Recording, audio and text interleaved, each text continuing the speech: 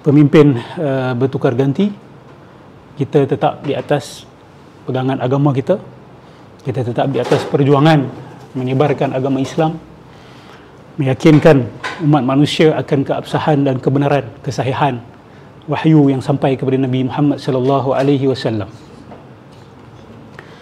Berubahlah apa yang nak berubah, walaupun kemungkinan ada yang gembira, ada yang bersedih, ada yang rasa berjaya, ada yang rasa gagal.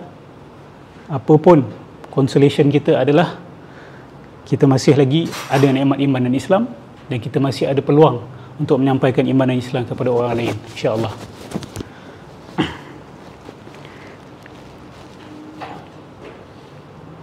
Saya sebagai pemerhati luar, ya. Bila bab ni pemerhati luar. Pemerhati, kita kata di tengah-tengah lah, ya. Bukan di luar penuh dan bukan di dalam penuh. Saya nak kongsi beberapa observation dan cadangan pandangan, ya. Saya tidak mahu masuk kepada perincian-perincian berkaitan politik, tetapi saya suka bila lihat politik beragama yang matang, ya. Bukan saya kata saya dah melihatnya, ya, saya melihatnya di situ dan di sini, tetapi saya mengharapkan politik beragama, ya, dan politik matang ini semakin matang, insya-Allah, ya, dalam masyarakat Islam di mana pun kita berada. Kalau kita lihat fokus utama sesebuah system of governance adalah kestabilan. Okey. Ini adalah harapan saya, dan saya yakin harapan kesemua atau hampir kesemua rakyat Malaysia. Fokus utama sekarang kestabilan, ya.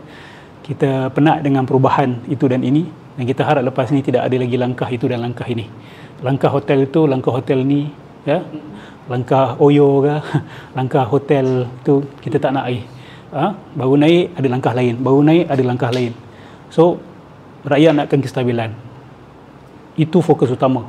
Okey, ni dipanggil sebagai siasatul din, ya, siasatul dunia, ya, pengurusan kehidupan di atas muka bumi ini. Ramai orang yang tertekan dari segi kehidupan ekonomi, macam-macam lagi.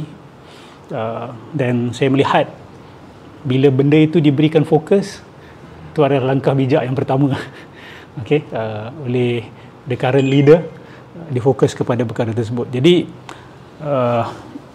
not terikat kepada mana-mana pemimpin ataupun parti politik, kita fokus kepada kestabilan dulu.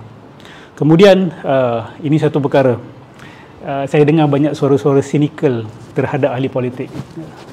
Cynicism ni bermaksud apa? Cynicism ni kita susah nak bersangka baik dengan niat seseorang. So bila kita cynical kepada ahli politik, ia bermaksud kita bersangka buruk dengan niat mereka. Ya, kancah, orang panggil kancah politik lah, kan. Kancah politik ini hanya ahli politik saja yang faham lah bagi saya, ya. Susah untuk kita daripada luar untuk betul-betul menilai. Dan kalau kita terlalu cynical juga menjadi masalah. Banyak yang kata ahli politik memang macam tu, kan. Seolah-olah macam mood dia sekarang macam tu. Ramai yang kata kecewa dan sebagainya, rasa tertipu, rasa kecewa dan sebagainya, dan berubah menjadi cynical. Cynical ni dia adalah satu sikap yang agak buruk sebenarnya, sebab awak menilai niat orang. Okey. Cukuplah untuk kita mengkritik dan tidak bersetuju dengan strategi pemimpin tertentu atau parti politik tertentu. Tetapi bila kita cynical ni, seolah-olah kita dah mengkelompokkan satu orang atau satu profession, jangan percaya dia orang ni. Dan benda ni bukan pada ahli politik saja. Kita dengar orang kata berkenaan peguam ke. Peguam ni memang semua cari duit je. Kan, dia tak kira betul ke salah kes yang dia nak perjuang, dia nak lawan tu, tak boleh percaya dia orang ni. Semua kerja duit. Ada juga orang cakap benda ni pasal doktor. Doktor ni kerja itu je. Ada juga orang cakap pasal asatizah, ustaz-ustaz. Kan, cynical. So sifat cynical ni kita kena hati-hati dan kita kena kawal. Ada di kalangan ahli politik yang kita yakin berniat baik dan berstrategi baik, tapi mungkin atas sebab-sebab tertentu terhadang ataupun mungkin berjaya. Kan? Hanya kerana kita merasa pemimpin tertentu ataupun parti politik tertentu menggunakan teknik ataupun politik Machiavelli, maka mungkin kita tersilap mengumumkan kepada semua. Ya, itu adalah satu perkara yang tidak adil, ya.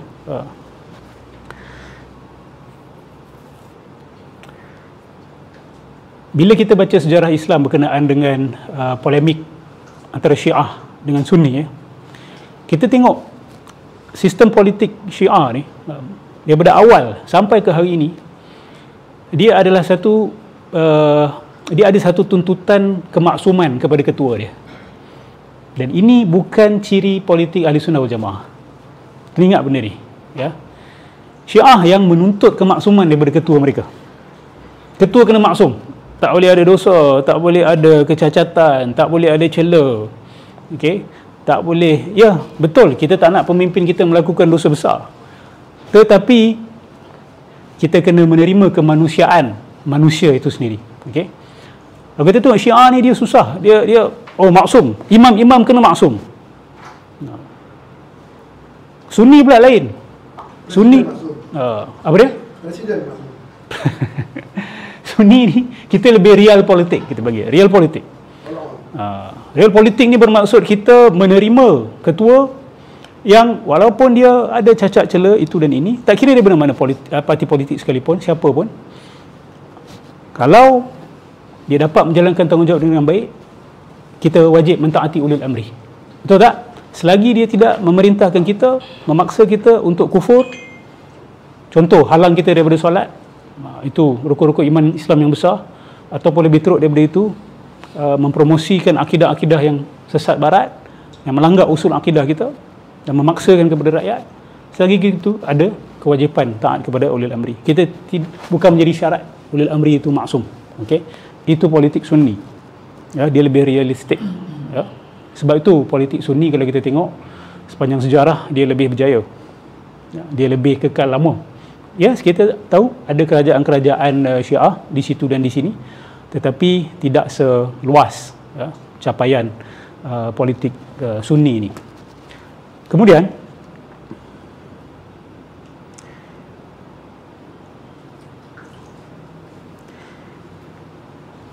prinsip-prinsip yang tidak boleh berubah, ya, tidak banyak. Okey. Sebenarnya prinsip dalam agama kita pun, kalau kita tengok usul ad-din ini, usul agama kita ni, ataupun prinsip yang para ulama bersepakat di atasnya, dia tak banyak sebenarnya. Tak banyak. Kenapa? Sebab kalau banyak, nak mencari kesatuan hampir mustahil. Contoh, kita untuk bersepakat di atas perjuangan ini, kena bersepakat di atas 1000 prinsip.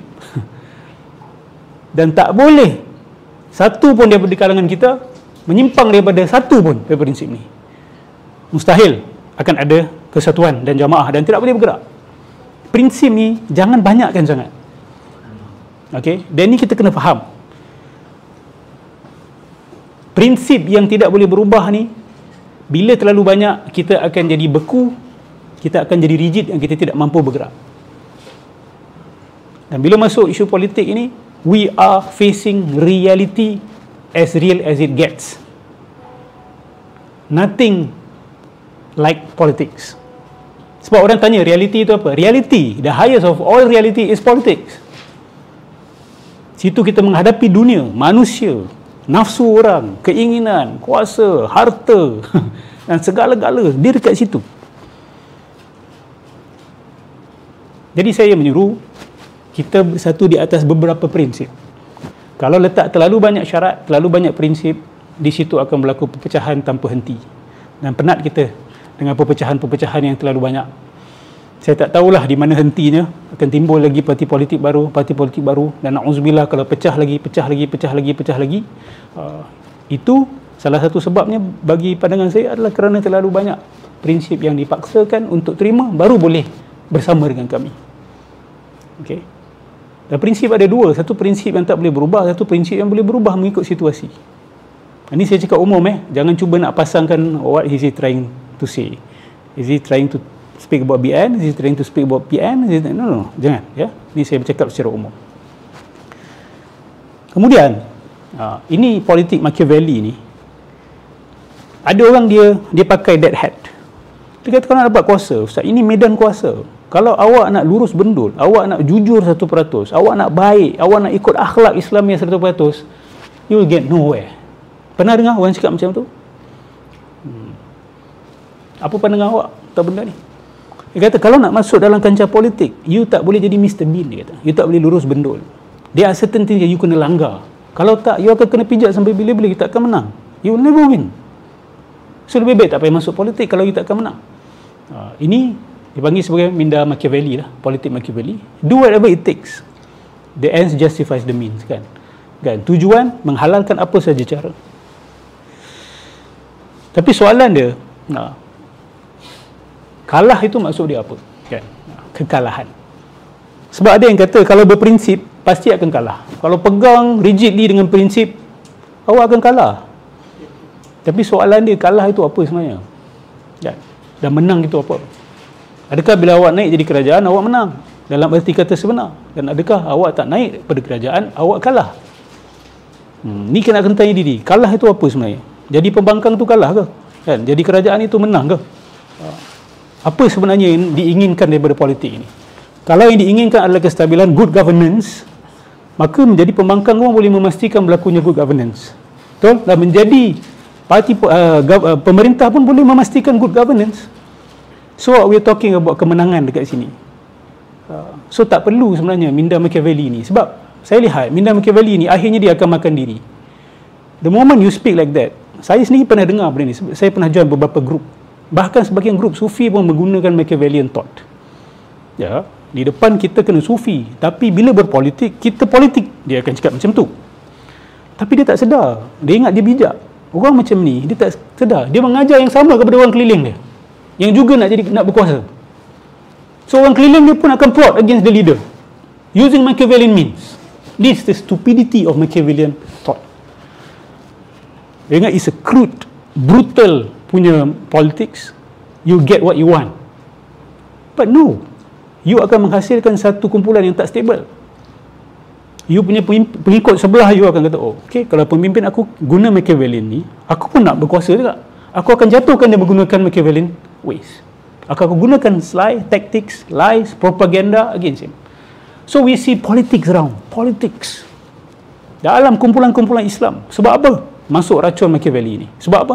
Kita kena ada kuasa. Kalau tak ada kuasa, kita akan kena pijak. No, you are stepping on each other already. You are already stepping on each other. Why wait for other people to step on you? You are stepping on each other's heads. So, politik Machiavelli ni pandangan singkat. It's short-sighted. Sangat short-sighted. You may win, yes. But, wait for it. You akan kena dengan orang keliling ni sendiri.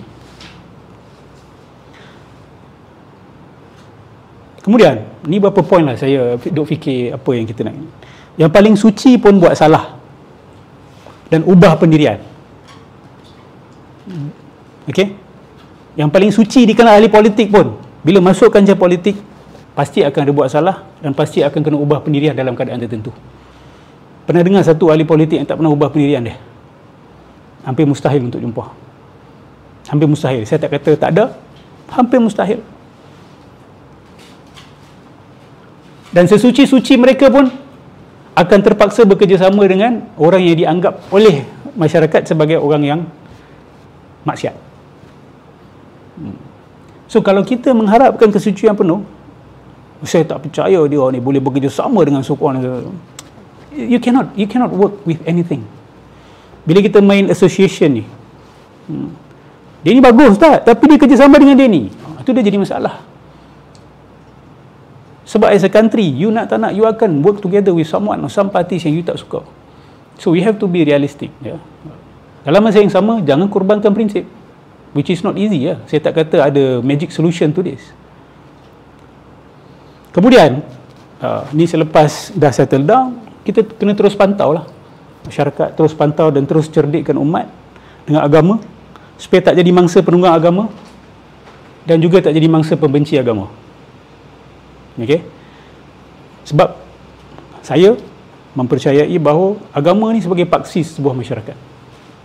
What you want, apa aspirasi you sebagai manusia, semua datang dari kepercayaan you yang paling dalam sekali. Your base beliefs, your basic beliefs tu. You nak apa dengan kehidupan? Apa priority you dalam kehidupan? You nak governance yang macam mana? Semuanya datang dari kefahaman daripada agama. Kalau kefahaman you kefahaman jenis apa? Asam Jawa, kan? You akan jadi Asam Jawa lah sebagai pemimpin. Kalau kefahaman agama you jenis liberal, liberal sangat. Dia akan cari pemimpin yang membawa agenda liberal. Kan? So apa kita sebagai masyarakat awam kena buat adalah, Waalaikumsalam, kita terus pantau dan kita terus cerdikkan umat kita dengan agama, ya? Dengan mazhab Ahlussunnah wal Jamaah, Al-Asy'ariyah wal Maturidiyah. Salah satu posting saya sebelum result keluar, tak silap saya, ataupun selepas, ini satu hakikat yang kita tak boleh nafikan.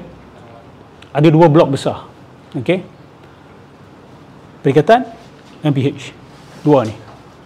Kalau kita nak lihat dengan cermin mata agama, yang ini lebih kepada liberal progressivism. Ini satu aliran liberal progressive. Dan kalau kita tanya orang-orang PH pun, dia akan tolak. Yes, we promote liberalism, tapi liberalism yang mereka maksudkan bukan liberalism yang sebahagian orang faham. Okey, liberal economics, liberal politics tu maksud dia lain dengan liberal Islam. So jangan conflict these two things, ya. Tapi bila masuk liberal progressivism tu, dia dah ada lah isu pasal apa, freedom of conscience, freedom of thought, freedom of religion, freedom of expression, tu semua dah masuk. Had dia di mana? Ni sebelah sini pula kita lihat golongan traditionalist, ortodoks agama, which is good. Tetapi saya melihat ada satu aliran yang boleh jadi jembatan antara dua-dua ni. Aliran ni ada dua-dua sekali sebenarnya. Aliran ini ada poin-poin penting yang positif yang diperjuangkan oleh PH. Aliran ini ada, dan poin-poin penting dan positif yang ada yang diperjuangkan oleh PN ada dalam aliran ini juga. Dan yang menariknya, aliran ini didakwa sebagai aliran rasmi beberapa negeri dekat Malaysia ni. Iaitu aliran apa? Tak lain dan tak bukan aliran Asy'ariyah Maturidiyah. Aliran Asy'ariyah Maturidiyah ni adalah aliran rasmi beberapa negeri. Tetapi menjadi masalah apabila dakwaan saja dibuat, hakikat Asy'ariyah Maturidiyah tu kita tak nampak lagi. Betul? Sebab tu sidang kalam sebelum ni kita sibuk menentang Batiniyah. Sebab bagi kami, Batiniyah telah hijack nama Asy'ariyah Maturidiyah ni. Kita mendakwa kita Asy'ari Maturidi, tetapi cara pemikiran kita bukan macam Asy'ari Maturidi. Asy'ari Maturidi ni dia, saya terbaca sebuah posting seorang ulama daripada Mesir. Dia kata, jarang awak jumpa ulama bermazhab Maturidi adalah sufi, dia kata. Jarang, bukan tak ada. Jarang. Sebab apa? Sebab very strict. Maturidiyah dengan Asy'ariyah ni, dia orang ni mengamalkan sufi sunni. Yang hari ni bila sebut sufi mesti ada tarekat. Betul tak? Dan dia Asy'ariyah Maturidiyah ni, dia orang they don't ascribe to this kalau kita rujuk kepada metodologi asal. Tapi hari ni mengaku Asy'ariyah Maturidi. Ibn Arabi pun ditelannya juga, unsur-unsur batiniyahnya, wahdatul wujudnya, Nur Muhammadnya, hakikat Muhammadiyahnya, taksub buta kepada gurunya, cerita wali-wali yang melampau-lampau, yang mengarut-ngarut, main ramal-ramal, main wafak-wafak. Bagi kami, ini adalah unsur-unsur keagamaan yang memundurkan orang Melayu. Kita akan kekal mundur bila kita berpegang ataupun kita beragama dengan aliran seperti ini. So kalau mengaku Asy'ari Maturidi, jadi Asy'ari Maturidi. Asy'ariyah menekankan kuat tentang kepentingan akal manusia. Bahkan Asy'ariyah antara aliran yang kata, awak kalau tak berfikir dan tak mencari kewajipan pertama seorang manusia adalah berfikir. Berapa ramai Asy'ari yang pernah dengar benda ni? Dalam akidah Asy'ariyah, kewajipan pertama seorang manusia adalah berfikir mencari kebenaran. You sampaikan benda ni kepada orang bukan Islam, dia akan terkejut. Dia akan kata, orang Islam ni macam malah fikir ya. Macam mana pula menjadi asas agama dia adalah pertama sekali kewajipan berfikir. That means you can meet Acong ke, you can meet Gopal ke, you can meet John ke, you kata, you have a responsibility, I have a responsibility, and I will be held accountable if I do not do it. You also will be held accountable, even though you are not a Muslim. What is that? Not solat, not haji, not puasa, not zakat, tetapi thinking. How much time do you dedicate to find the truth? Berapa banyak waktu yang awak ketepikan untuk mencari kebenaran? Duduk sekejap di luar kesibukan kehidupan, cakap, apa aku buat ni? Apa aku percaya? Aku nak pergi mana? Aku nak apa? Itu wajib, semua orang kena buat. No matter who you are. You tukang sapu sampah ke? You Perdana Menteri ke? You agung ke? You orang yang tidak dikenali ke? Itu kewajipan pertama seorang manusia. Itu aliran Asy'ariyah. Tapi problem kita hari ini, jangan fikir, nanti sesat. Itu adalah satu teori yang betul-betul bercanggahan dengan aliran Asy'ariyah. Dan aliran Asy'ariyah juga memperjuangkan, kita kata sains. Kalau awak baca, walaupun ini adalah pengajaran akidah tahap intermediate ataupun advance sikit, kita akan bercakap berkenaan dengan kosmologi. Kita akan bercakap berkenaan dengan kuantum. Teori kuantum kita akan bercakap. Kita akan bercakap tentang quantum leap. Kita akan bercakap berkenaan dengan the basic building blocks of reality. Kita akan bercakap perbezaan antara persepsi dengan objective reality. We will speak about all of this. So, siapa yang memang dididik dan diajar berkenaan isu-isu ni, dia akan minat dengan sains daripada. Tapi minat pada sains dalam masyarakat kita masih very low.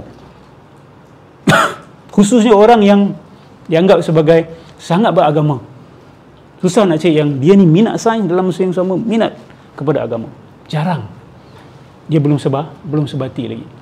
Itu yang saya kata, Asy'ariyah Maturidiyah ni so far ni nampak macam nama saja. Bila tanya awak Asy'ari ya, bukti saya belajar sifat 20. Sifat 20 tu antara cabang sebenarnya. Itu saya pergi Al-Azhar, maka saya Asy'ari kan. Tak, tapi prinsip-prinsip Asy'ariyah tu apa sebenarnya? Okey, kenapa saya kata boleh jadi jambatan? Okey. Dia jauh daripada ekstremism, jauh daripada kita kata binary thought. Binary ni hitam putih saja. You grey sikit, you terkeluar daripada you ahli bidah, kan? Jangan duduk dengan ahli bidah. Kita Asy'ariyah awak akan jarang dengar benda-benda macam tu. Betul? Awak macam mana boleh berpentas dengan dia ni ahli bidah? Jarang dengar benda macam ni.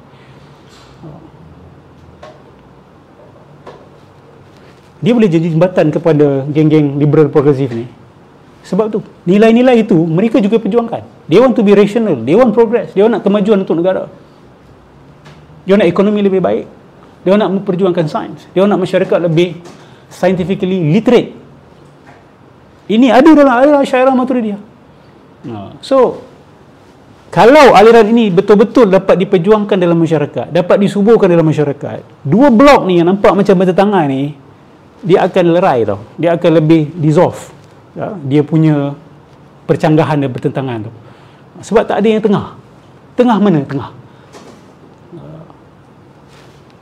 Tu kita masih dengar siapa tak sokong parti kita masuk neraka. Masih dengar lagi pada 2020, 2022. Dan belah sini pun kita belum apa-apa lagi hantar Zakir naik balik. Kan? Belum apa-apa lagi. Kita dah dengar. So, saya bimbang ni yang akan terus mengganggu kestabilan ni. So, ini bukan setakat pengajaran akidah, tetapi bagi saya boleh juga mensyurkan satu jalan kestabilan. Sebab agama di kalangan orang Melayu paksi. Kita hidup dan mati kita dengan agama. We take religion very seriously. Muslims lah, in general, we take our religion very seriously. So, kalau kefahaman agama kita tidak membawa kepada jembatan tu, maka akan berlaku distress, ya, distress. Satu tarik ke kanan, satu tarik ke kiri, akan berlaku ketegangan. So, semoga Allah Subhanahu Wa Taala melindungi. Baik.